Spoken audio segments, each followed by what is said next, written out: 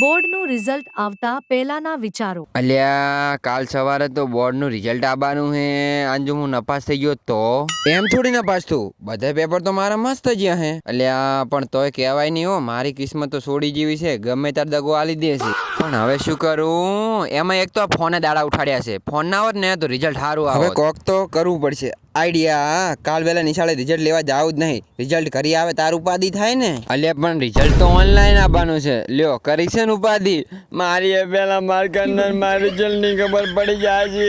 ઓય તો પાસ થવાનો ફોફ હશે ને, એમાં મેં કીધું હતું કે મારે તો 90% ઉપર આવશે. પેપર હેડતા હતા એટલે બધા એમ પૂછતા હતા કે ચેવા જાય છે, ચેવા જાય છે. તાર તો એમ જ કહી દેતો હતો કે હારા જાય છે, હારા જાય છે. પણ મને જ ખબર છે કે ચેવો પેપર. હવે શું કરું? હવે શું કરી શકું? હવે મોડી રાતે ઊંઘવા સિવાય બીજું કોઈ ઓપ્શન છે નહીં. હવે હુઈ જ આવશે. કાલ વેલા રિઝલ્ટ આવશે એટલે જોઈ જશે. નક પછી આપણો છેલ્લો સૂત્ર લાગે તો તીર, નક જય રામા પીર.